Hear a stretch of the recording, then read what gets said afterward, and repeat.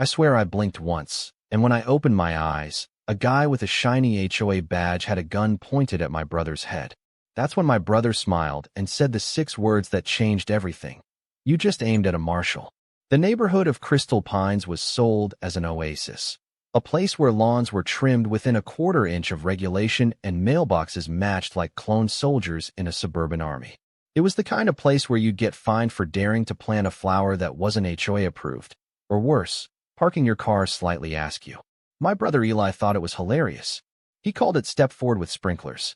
I didn't disagree.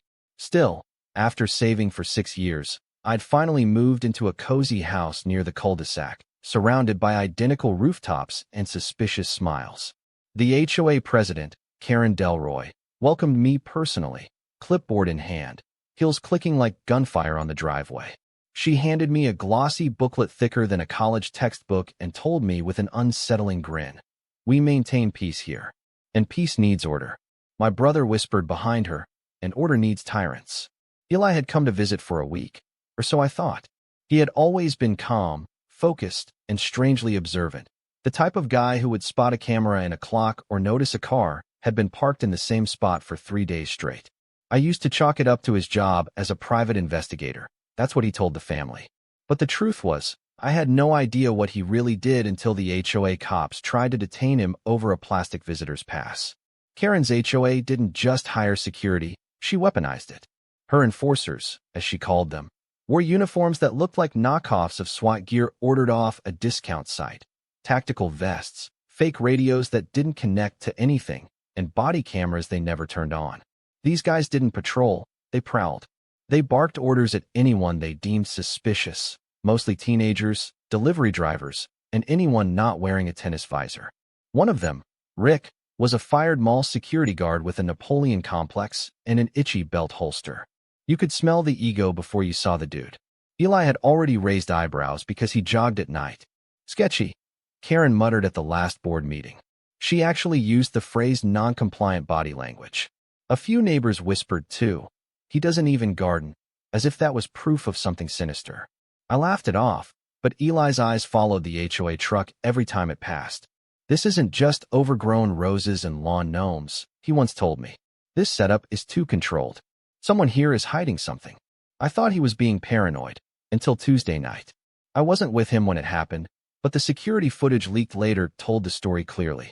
Eli had gone to the local mini-mart and was walking back, brown paper bag in hand. 3 HOA cops tailed him in their cart, headlights blazing. They pulled over and demanded ID. Eli calmly showed his visitor's tag and driver's license. They kept pressing. "What's in the bag? Why are you walking this late? What business do you have here?" One of them radioed Rick. Rick arrived fast, sweaty, and smug. He didn't ask questions. He just reached for his belt and pulled out a sidearm like he was cosplaying as a Texas Ranger. The others took a step back, stunned. Eli didn't move. He raised his hand slowly, dropped the grocery bag, and looked Rick dead in the eye. "You really don't want to do this," he said. Rick sneered. "Are you threatening me?" "No," Eli said. "But I'm giving you one chance to lower that weapon before your week gets a lot worse." Hello friends, if you're new here, then don't forget to hit subscribe button. And if you like, then hit the like button also, and don't forget to tell me in the comments where you from watching this video. That's when the first cruiser arrived. Not HOA, real police. Sirens flashing, doors flung open, and 2 deputies rushed out. One of them, Sheriff Morales, recognized Eli immediately and shouted, "Stand down. That man is a United States Marshal." Rick blinked like someone unplugged his brain. The gun lowered, but not fast enough. Eli took 1 step forward, showed his badge from under his hoodie, and everything snapped into chaos. The cops grabbed Rick. Karen came running, in curlers and fuzzy slippers, shouting about trespassers and fake IDs, and the neighborhood woke up to shouting and flashlights. I stood in my doorway, half asleep, watching my brother calmly walk away from a near execution like he'd just finished grocery shopping. When I asked him what the hell was going on, he only said one thing before walking past me into the house. I was assigned here, and the HOA just blew my cover. Turns out Eli wasn't just visiting. He wasn't even on vacation. He was part of a federal operation involving illegal arms transfers using HOA contractors, specifically a landscaping company working under Karen's nose. The same people she insisted were just lovely and always on time. Eli had been surveilling the neighborhood for weeks, using my place as his temporary outpost. That night, the HOA unknowingly disrupted a federal surveillance op, and Rick had just pointed a weapon at a federal marshal. The fallout was immediate. Within hours, the sheriff's department issued a statement confirming Eli's identity and credentials. Karen tried to claim ignorance and suggested Eli had provoked the situation by acting suspicious. Someone leaked the security footage to a Reddit forum. By noon the next day, it went viral instantly. Title: HOA cops pull gun on man walking home. Didn't know he's a US Marshal. The comments exploded. Memes followed. Rick was photoshopped into everything from video games to old westerns, with the caption, "Draw, Marshal." Karen tried to do damage control at the emergency HOA meeting, but it was already too late. Eli became a symbol, not just of justice, but of what happens when power-hungry civilians forget the law doesn't stop at the gates of their fantasy land.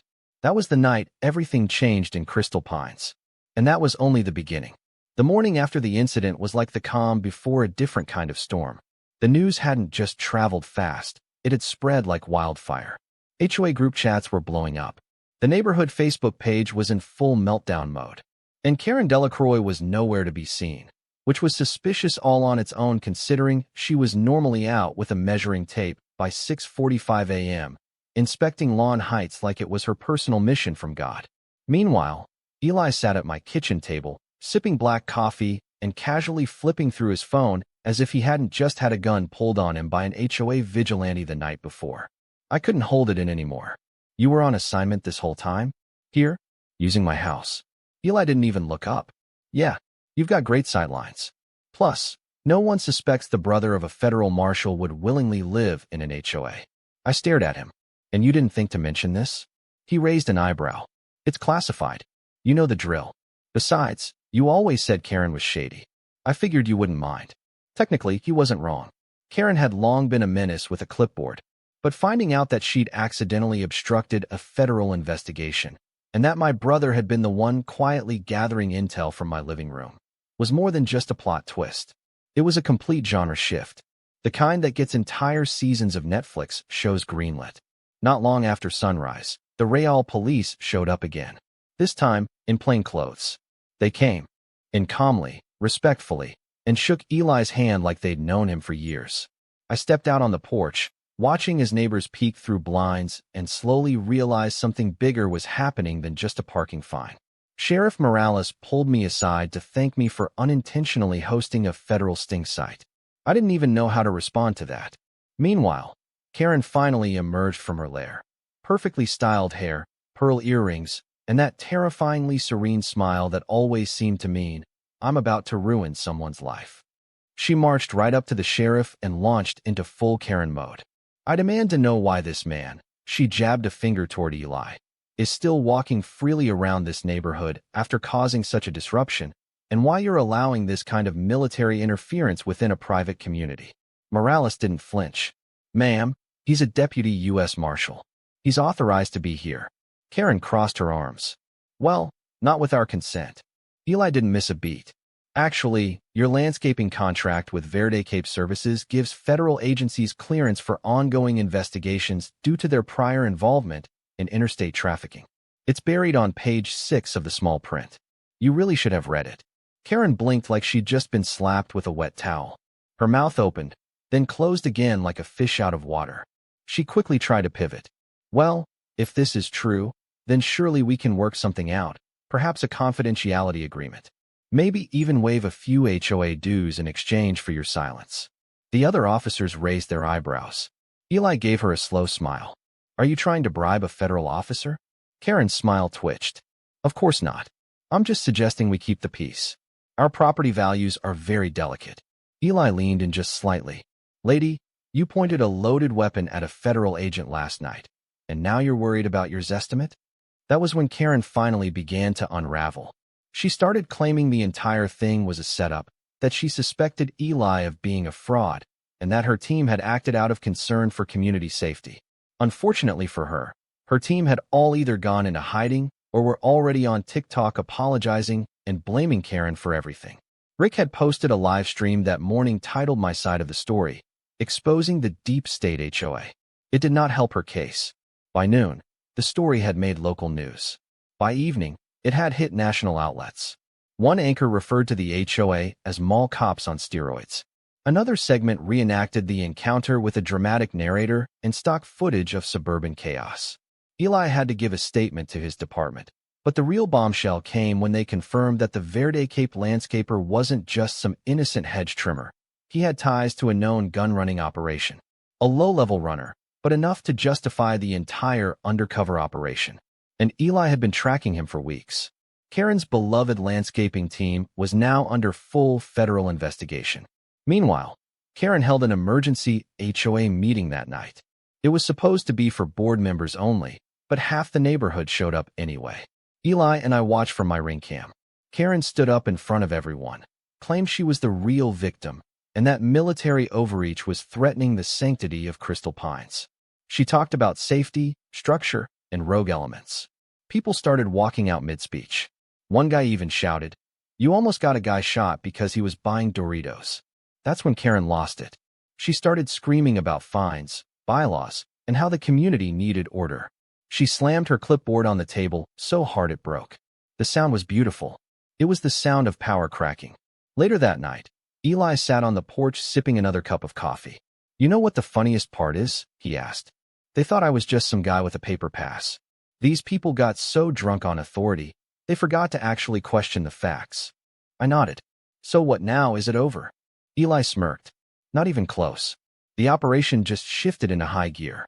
Now that they blew my cover, the agency's going to accelerate the sting. They think they scared me off, but really, they just brought out the big guns." That's when I heard the faint sound of a drone overhead, not military. HOA Karen had apparently ordered a private surveillance drone for community defense. It buzzed past our rooftop, a tiny camera blinking beneath its plastic wings. Eli didn't even look up. "They're still playing checkers." I glanced at him. "And you?" He took a slow sip and grinned. "Chess, baby." And just like that, the war between the Marshal and the HOA was on. The next few days turned Crystal Pines into something between a reality show and a slow-moving war zone. On the surface, the houses were still pristine, the sprinklers still hissed at the same scheduled hours, and the trash bins still had to be lined up with military precision. But under that glossy veneer, the neighborhood had split clean in half. On one side were the people who had seen the leaked footage, read the news, and realized Karen and her toy soldiers had just drawn a weapon on a federal marshal. These folks were embarrassed, angry, and demanding accountability. On the other side were Karen's loyalists, those who either refused to believe the news or insisted that Eli must have somehow tricked everyone, perhaps as part of some deep state agenda to bring government control into their gated paradise. Things started escalating fast. Karen, clearly furious that her narrative was slipping through her fingers, began enforcing HOA regulations like a general in the final days of a losing battle. Warning letters were issued and masked. Someone got fined for using the wrong shade of mulch. Another neighbor received a citation for flying a patriotic flag that was half an inch too wide. But the worst of it came the morning a note was taped to my front door. Eli was now banned from the community clubhouse and all HOA common areas due to unauthorized presence. There was even an attached fine for disruptive behavior leading to community-wide distress. Eli read the note, laughed, and taped his own paper to the front window in response. It simply said, "I work here." It was his Marshal badge, photocopied and enlarged like a declaration of battle. That same afternoon, Eli decided to host a barbecue in my backyard. No formal invites, just smoke rising from the grill, the smell of sizzling ribs, and a casual everyone's welcome vibe. People started trickling in, curious, hesitant, then relieved. Some brought beer, others brought folding chairs. A few neighbors pulled me aside and whispered apologies for ever siding with Karen. The HOA's mystique was fading fast, and Eli had suddenly become the neighborhood's unlikeliest folk hero. Midway through the cookout, a tall man in aviator sunglasses walked into the yard. I didn't recognize him, but Eli did. He grinned, flipped a burger, and greeted him like an old friend. The man introduced himself to the guests as James from the Bureau, but then gave Eli a quick shoulder slap and said, "So this is Operation Evergreen. Not bad for a suburban battlefield." Everyone went silent. One neighbor dropped a plastic fork. Eli gave a half smile and shrugged. Yeah, well, we're still gathering intel. Don't worry, unless someone's stashing grenade launchers in their bird bath. The crowd chuckled nervously, but the message was loud and clear. Eli wasn't exaggerating about being on assignment. And now that the Bureau was showing up to backyard barbecues, people realized the operation was dead serious. Karen, of course, saw the gathering from her upstairs window. The next morning, HOA security was doubled. They hired a new consultant, a paranoid ex-Marine named Gary, who spent more time talking into his Bluetooth earpiece than observing anything, took one look at Eli and made the mistake of asking to search his vehicle.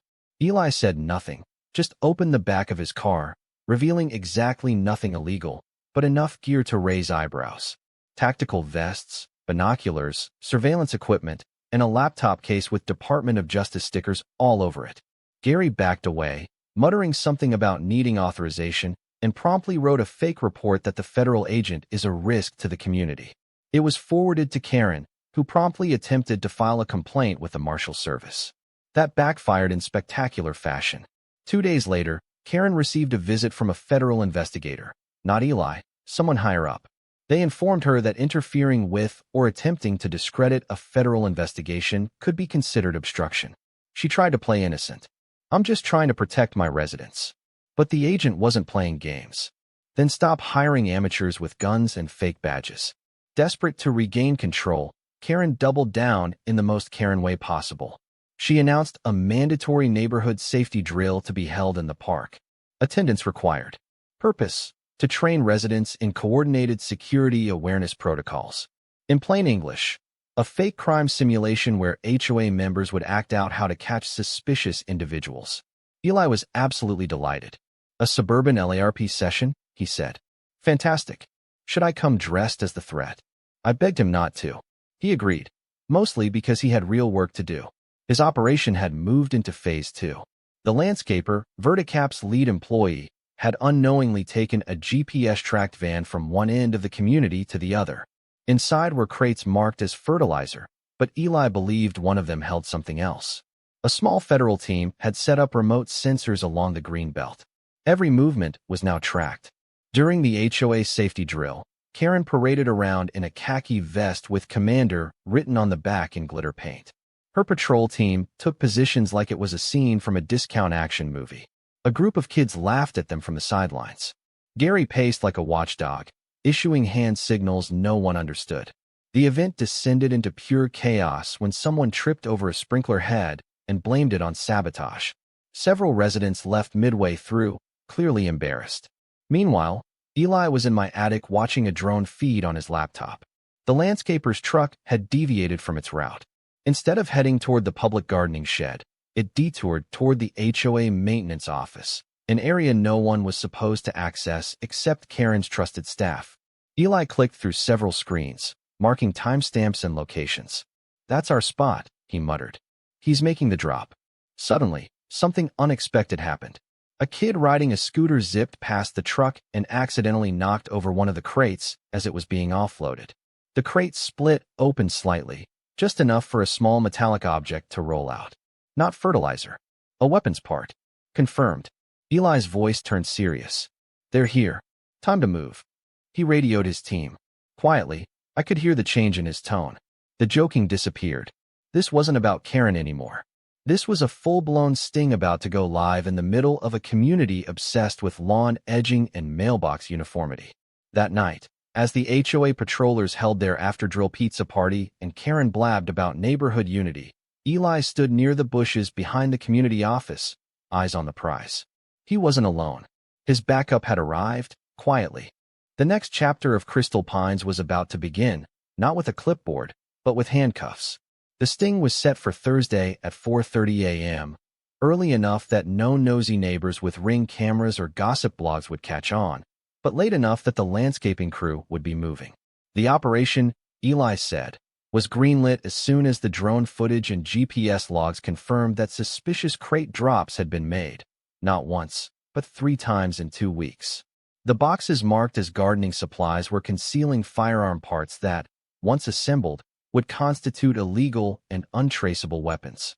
Karen's HOA, unknowingly or otherwise, had become the drop site in a regional gun smuggling ring. And as much as it pained Eli, that meant the operation couldn't stay quiet anymore. On Wednesday night, he faked packing up. He tossed a suitcase into his car, slammed the trunk, and told a few of the nosier neighbors he was finally heading out after all the drama. One woman actually clapped. Karen's minions waved goodbye like they'd just run off the big bad wolf. Eli even drove off, then circled back around through a service entrance and parked inside a neighbor's garage. The resident was a retired teacher who had seen the footage and baked him cookies after his identity was confirmed. She volunteered her garage with a smile and told Eli, "I never trusted those landscaping guys. One of them looked me in the eye and called me sir. I'm a woman." That night, the HOA threw an impromptu celebration at the clubhouse. Karen stood under streamers that said, "Community strong," sipping boxed wine and loudly telling everyone how she handled the situation. Rick, who had been suspended but not yet arrested, hovered nearby in sunglasses like he was still on duty. Gary, the faux security consultant, passed around safety pamphlets that had his face on the cover. It was like watching the last delusional moments of a collapsing regime. People smiled, but no one laughed. There was a tension in the air, like everyone was pretending the storm had passed even though the clouds hadn't moved. At exactly 4:27 a.m., the landscaping truck rolled into the back lot behind the HOA office. It was dark and quiet, the kind of eerie silence that makes dogs perk up and birds hesitate to chirp. Two men exited the vehicle, one carrying a clipboard, the other dragging a dolly loaded with a sealed crate. Eli, dressed in tactical black, crouched behind a trimmed hedge with his team no more than 15 feet away. No words were spoken, just nods and gestures. The radio in his ear crackled softly as two more marshals confirmed positions at the northeast exit and the back fence. The second man pried open the back of a crate, revealing metal components carefully wrapped in plastic. That was it. Confirmation. Eli gave the silent go. Suddenly, floodlights lit up the scene like a movie set. A loudspeaker cut through the night air with authority. "Federal marshals. Hands where we can see them." The suspects froze for less than a second before the one with the dolly bolted full speed toward the maintenance path. He didn't get far.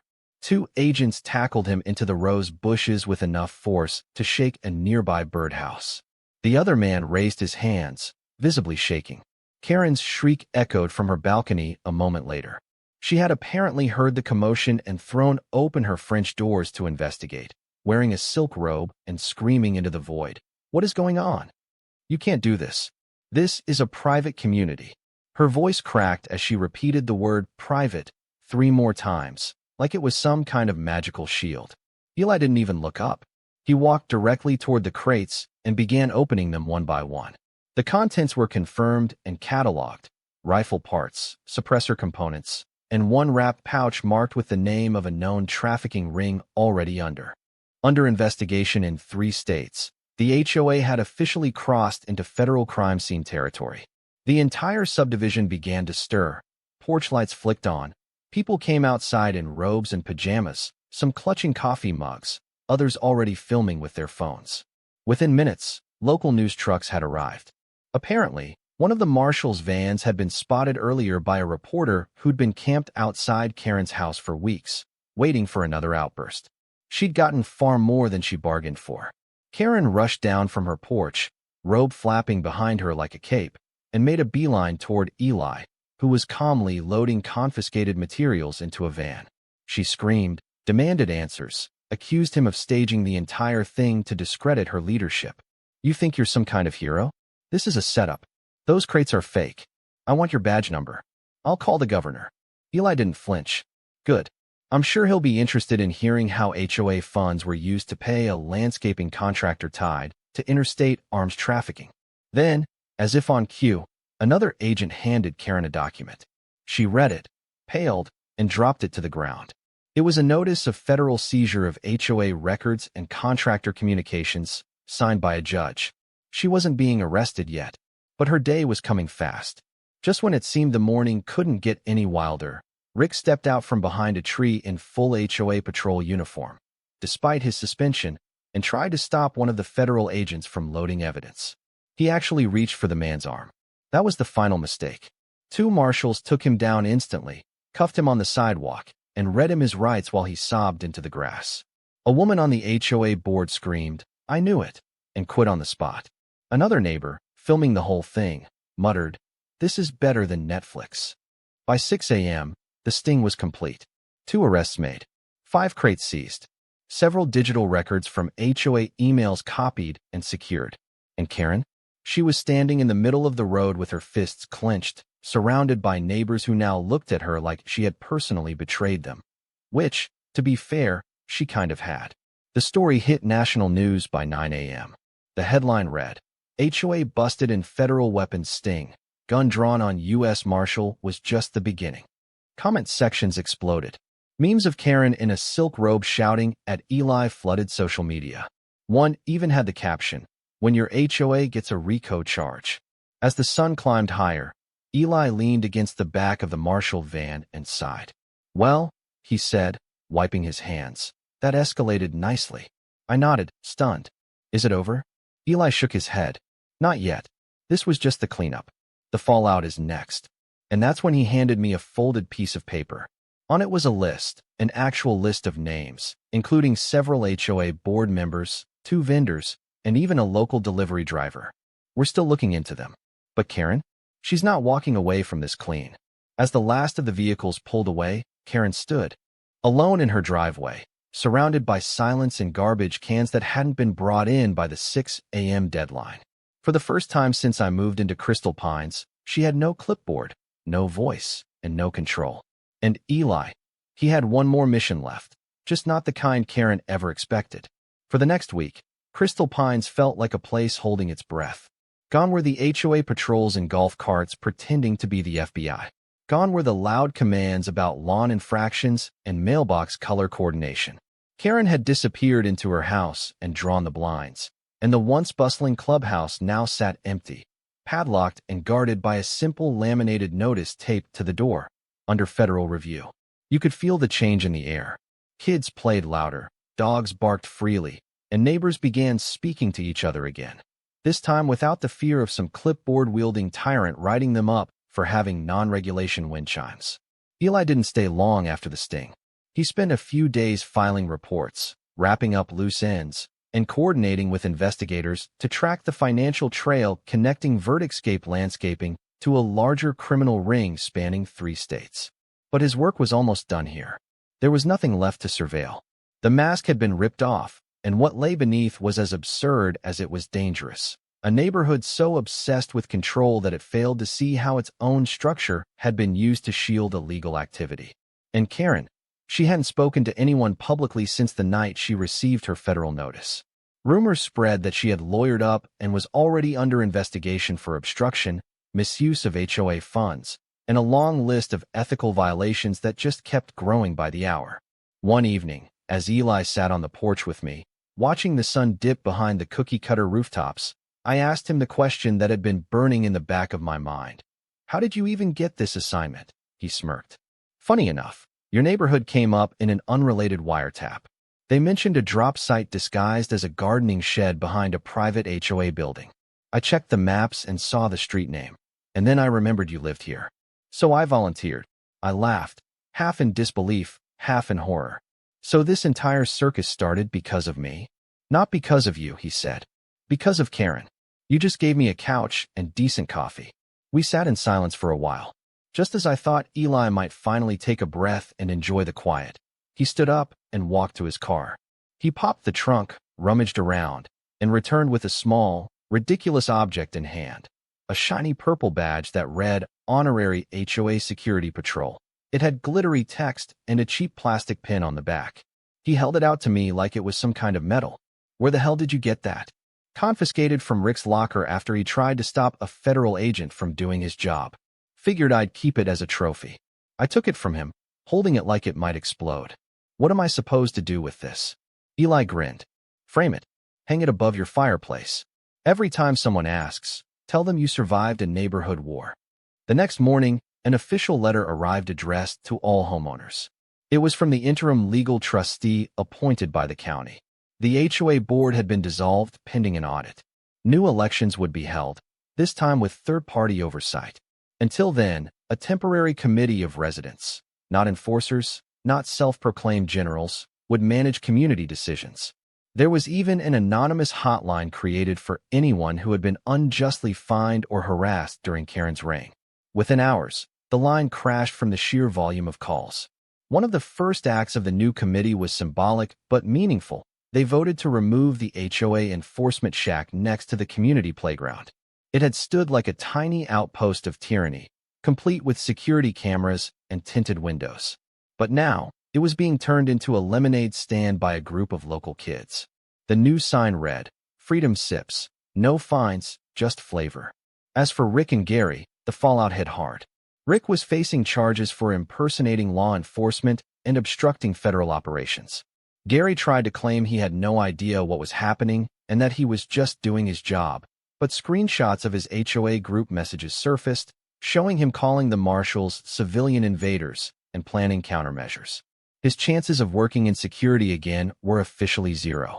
Karen, meanwhile, was spotted once, sneaking out at night in sunglasses and a hoodie to pick up her mail. But it didn't matter. Her name was now infamous, and not in a good way.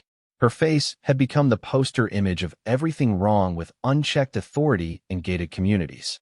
The memes hadn't stopped since.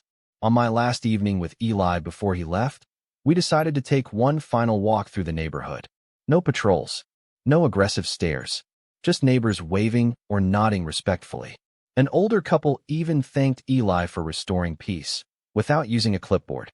At one point, a teenager on a bike rode past and shouted, "Yo, Marshal man, you're a legend." Eli just chuckled and raised 2 fingers in a mock salute. We ended our walk at the lake near the edge of the community. The water was still, the reflection of the sunset dancing across the surface.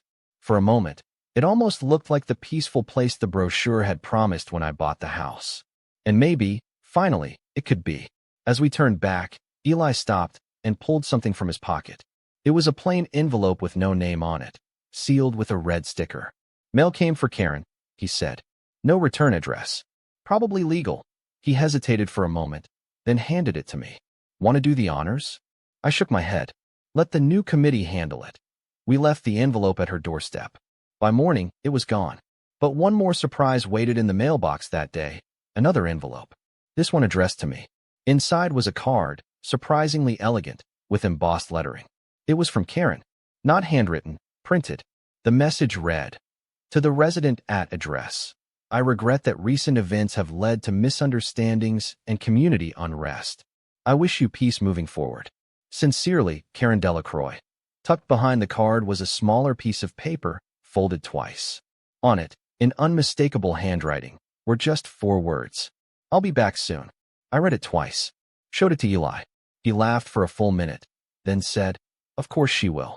Tyrants always try to reboot." He climbed into his car, rolled the window down, and looked back one last time. "Keep your porch light on, just in case." Then he drove off, leaving behind a neighborhood forever changed. One where clipboards were no longer weapons, and power came with actual accountability. Crystal Pines had been shaken, exposed, and put back together again. But one thing was certain now. No one was pulling a gun on anyone else ever again.